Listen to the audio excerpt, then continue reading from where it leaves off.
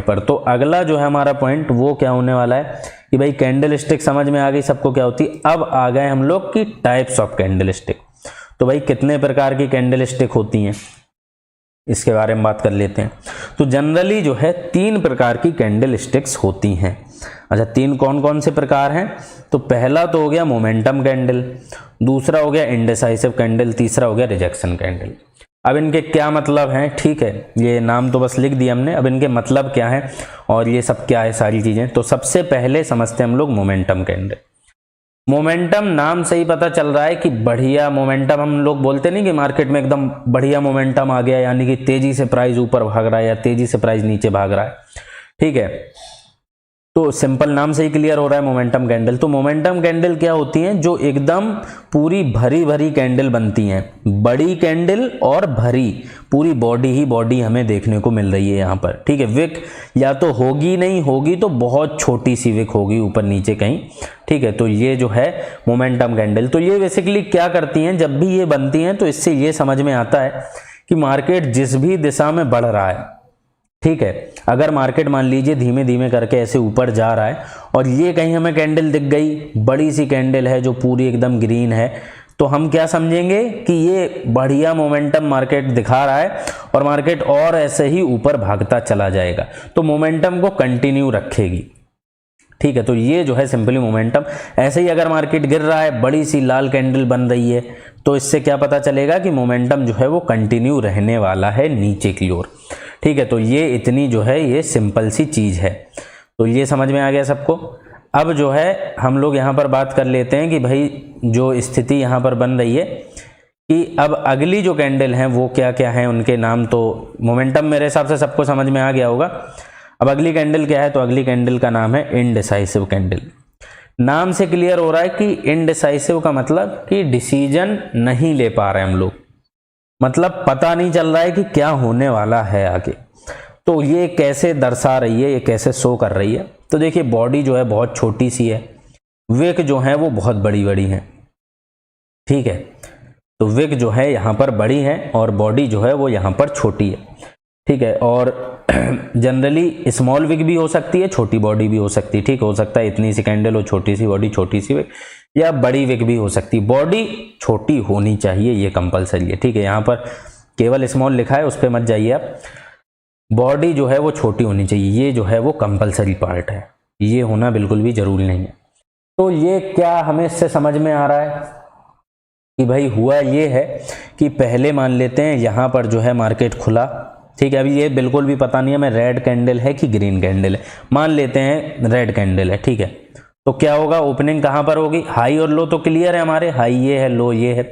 Opening close कहां पर होगी? अपने आप से बताइए आप लोग खुद से एक बार कि ओपनिंग और क्लोज कहां पर होगी अगर ये रेड कैंडल है या बियरिश कैंडल है। तो जो है यहां पर क्लोजिंग होगी ये नीचे वाला पॉइंट और ओपन होगा ऊपर वाला पॉइंट, ठीक है। तो जिसने भी सही गैस किया अपने आप को शाबाशी दे सकते हैं।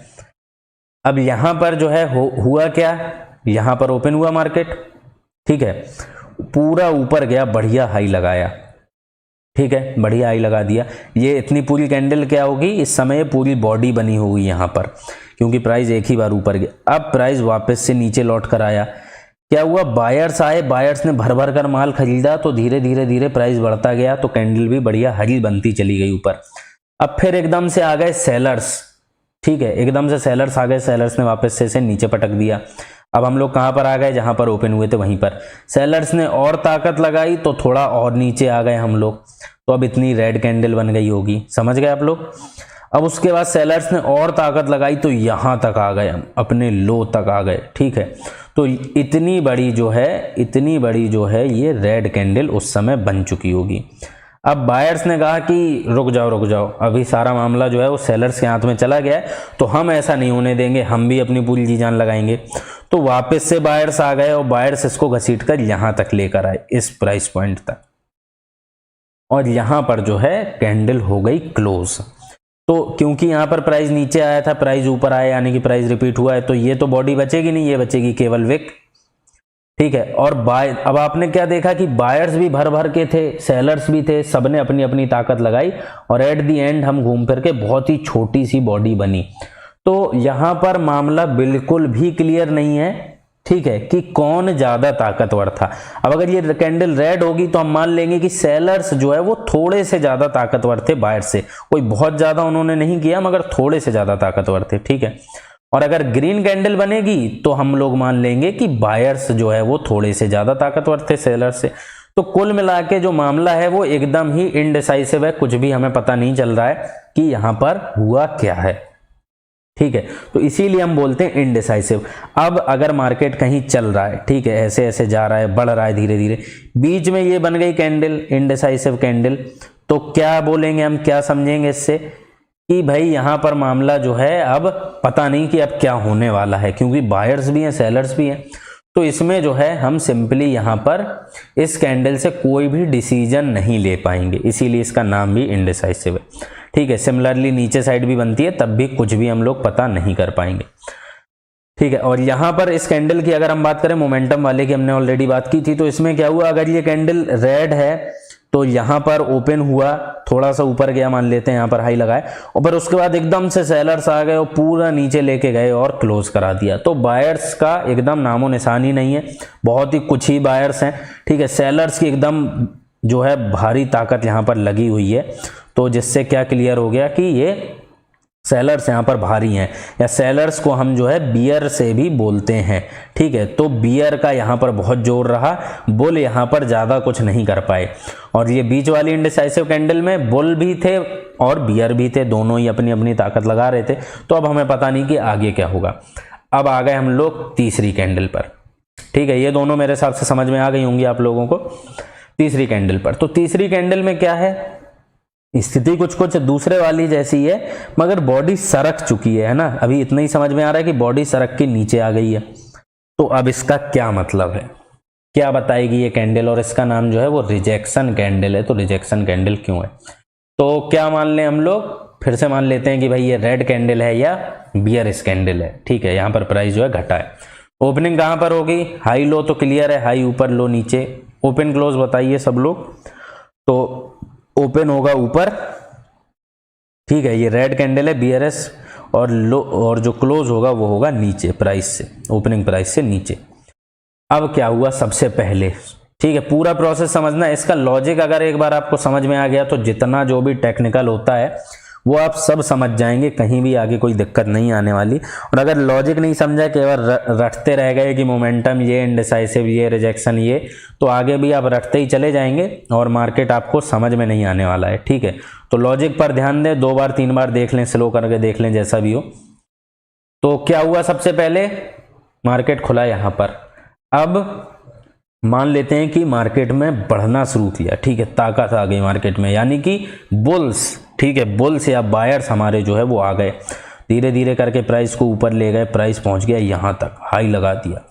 अब क्या हुआ कि बुल्स की ताकत थी, अब आ गए एकदम से बियर्स। बियर्स ने कहा कि ऐसे कैसे, ठीक है, ऐसे कैसे हम तुम्हें ऊपर ले जाने दें, अभी हम जिंदा हैं तो अभी हम वापस से आएंगे। और यहाँ पर जो है वापस से बियर्स आते हैं और बियर्स वापस से खींच कर नीचे लेकर आए यहाँ तक।